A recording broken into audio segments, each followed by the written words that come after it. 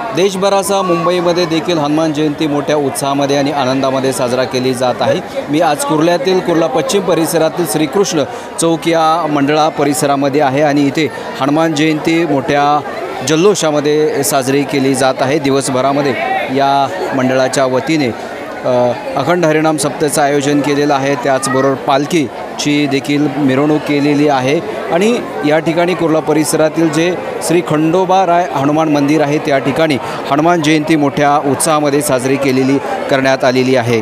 हा अखंड हरिनाम सप्ताह आहे।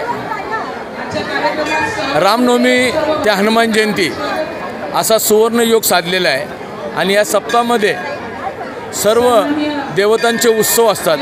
त्याच्यामुळे मंडळाने धर्म सेवा समाजकार्य आणि संघटितपणा हा हेतू जवळ घेऊन देशातील विविध प्रांतामधील नामवंत कीर्तनकार यांच्या माध्यमातून लोकांचं प्रबोधन करणं, त्यांना एक चांगली दिशा आणि मार्ग देणं, त्याचबरोबर आपल्या देवाची महती जनसामान्यपर्यंत पोहोचवणं हा हेतू मंडळाने साजरा करायचं ठरवलं आहे आणि गेले 41 वर्ष आम्ही करत आहोत। कशा प्रकारचं आयोजन एकूणच आहे त्याविषयी काय सांगा? आयोजन म्हणजे आम्हाला आयोजन करणं म्हणजे अतिशय सोपी गोष्ट आहे, कारण मंडळातील सर्व आबालवृद्ध महिला भगिनी पुरुष आणि तुमच्यासारखे मीडिया माध्यमातून जे मान्यवर लोक आहेत, मंडळाचं कार्य आणि त्याची कार्यपद्धती बघून सगळेच या उत्सवामध्ये तन मन धनाने झोकून देतात। त्याच्यामुळे आयोजन किरकोळ आहे, व्यवस्थित ॲटोमॅटिकली हा भगवंत हा कार्यक्रम करून घेतो।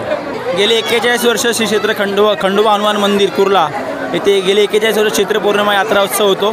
जसा जेजुरीला चैत्र पौर्णिमा यात्रा उत्सव होतो, त्याचप्रमाणे कुर्ल्यामध्येही चैत्र पौर्णिमा यात्रा उत्सव खंडोबा हनुमान मंदिर येथे गेले 41 वर्ष होत आहे। यात्रेनिमित्त आपण अखंड 7 दिवस अखंड हरिनाम सप्ताह, रामनवमीच्या 1 दिवस अगोदर अखंड हरिनाम सप्ताह ठेवतो आणि शेवटच्या दिवशी म्हणजे चैत्र पौर्णिमा उत्सवाला सकाळी हनुमानाचा जन्मोत्सव सोहळा होतो। सोहळ्यानंतर आपण काल्याचं कीर्तन, भंडारा आणि आपली मानाची काठी असते, त्यानंतर आपला भंडारा असतो आणि रात्री जागरण गोंधळ असतो। अशा प्रकारचा कार्यक्रम या उत्सवात आपण गेली 41 वर्ष करत आहोत। मंडळ म्हणून आपण त्यामध्ये सहभागी होतो आणि सगळा भक्त समुदाय खंडोबा भक्त, खंडेराय भक्त या सगळ्या कार्यक्रमात अतिउत्साहाने सहभागी होतात आणि आपल्या या कार्यक्रमात 1000 ते 2000 कार्यकर्ते आणि म्हणजे भाविक सहभागी होतात त्या उत्सवात। पहिले तर आपल्या सर्वांचे कुलदैवत खंडेराय महाराज यांची आज आपल्या श्रीकृष्ण चौकातून पालखी निघते हनुमान जयंती निमित्ताने आणि बऱ्याचशा ठिकाणातून आपल्या इकडे भाविक येतात आणि जेजुरीला एवढा गड चढून बरेचसे वृद्ध लोकांना असं सहभागी होता येत नाही, त्यापैकी हे आमचं जेजुरीचं स्थान असं आम्ही सगळे भाविक मनोगताने पूजा करतो त्यांचे।